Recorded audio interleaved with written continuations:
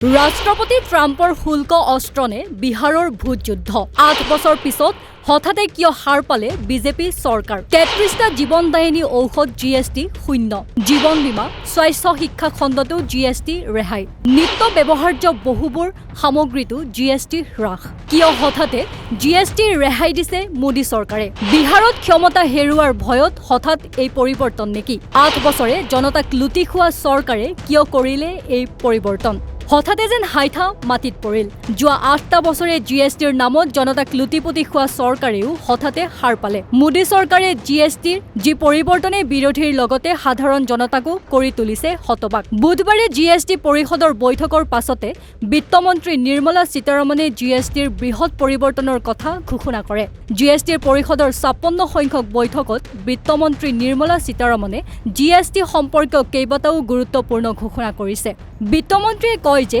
দেশত বলবৎ থকা বহুতৰপীয়া জিএছটি বিলোপ কৰি ২ তৰপীয়া কৰা হৈছে দুদিনীয়া জিএছটি পৰিষদৰ বৈঠকৰ প্ৰথম দিনৰ অন্তত বিত্তমন্ত্ৰী নিৰ্মলা সীতাৰমণে কয় দেশত ৫% আৰু ১৮%ৰ ২ তৰপীয়া কৰ ব্যৱস্থা প্ৰৱৰ্তন কৰা হৈছে কেন্দ্ৰীয় বিত্তমন্ত্ৰী নিৰ্মলা সীতাৰমণৰ অধ্যক্ষতাত অনুষ্ঠিত হোৱা দুদিনীয়া জিএছটি পৰিষদৰ বৈঠকত কেন্দ্ৰই প্ৰায় ১৭৫ বিধ সামগ্ৰীৰ দাম হ্ৰাস কৰাৰ বাবে আলোচনা কৰে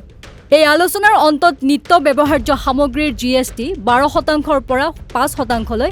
আৰু ইলেক্ট্ৰনিক্স বাহনত ২৮%ৰ পৰা ১৮%লৈ জিএছটি হ্ৰাস কৰা হৈছে ইপিনে স্বাস্থ্য বীমা শিক্ষা কৃষি আদি খণ্ডৰ সামগ্ৰীসমূহৰ জিএছটি ৰেহাই আৰু হ্ৰাস কৰা হৈছে জীৱনদায়িনী ঔষধৰ ক্ষেত্ৰত জিএছটি ৰেহাই দিয়া হৈছে ৩৩টা জীৱন ৰক্ষাকাৰী ঔষধৰ জিএছটি শূন্য কৰি দিয়া হৈছে স্বাস্থ্য বীমাৰো জিএছটি সম্পূৰ্ণৰূপে বিলোপ কৰা হৈছে ইয়াৰ ফলত বীমাৰ প্ৰিমিয়াম হ্ৰাস পাব আৰু অধিক মানুহে বীমা ক্ৰয় কৰিব পাৰিব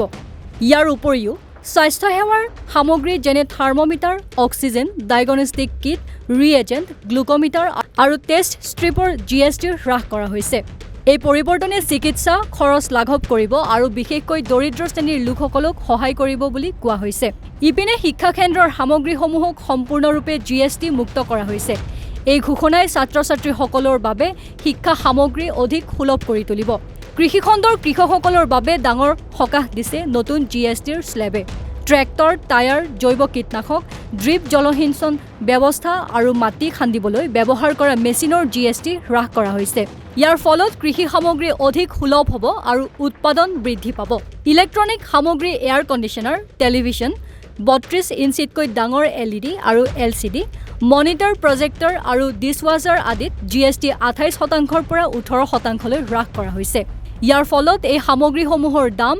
১০%লৈকে কমিব পাৰে একে সময়তে অটোমোবাইল খণ্ডতো জিএছটিৰ ব্যাপক পৰিৱৰ্তন কৰা হৈছে পেট্ৰল বাহন ডিজেল বাহন তিনিচকীয়া বাহন মটৰ চাইকেল আৰু সামগ্ৰী কঢ়িওৱা বাহনৰ জিএছটি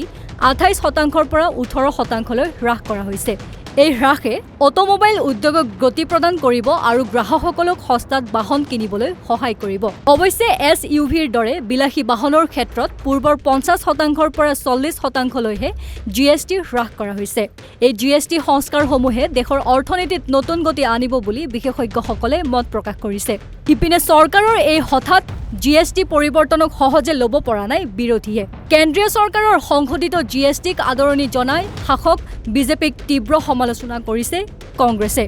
কংগ্ৰেছে কয় যে ৮ বছৰ পূৰ্বে জিএছটি কাৰ্যকৰী হোৱাৰ পিছৰে পৰা তেওঁলোকে এই জটিল কৰ গাঁথনিৰ বিৰোধিতা কৰি আহিছে একে সময়তে কংগ্ৰেছে ট্ৰাম্পৰ শুল্ক অস্ত্ৰৰ ভয়ত অথবা বিহাৰৰ নিৰ্বাচনৰ বাবে মোদী চৰকাৰে এই সিদ্ধান্ত লৈছে নেকি বুলিও প্ৰশ্ন কৰিছে প্ৰাক্তন বিত্তমন্ত্ৰী পি চিদাম্বৰমে কয় আমি জিএছটিৰ নতুন সংস্কাৰক আদৰণি জনাইছো কিন্তু বহু দেৰি হৈছে ৮ বছৰ এতিয়া জিএছটি আছে সেয়া প্ৰথমতে কাৰ্যকৰী হ'ব নালাগিছিল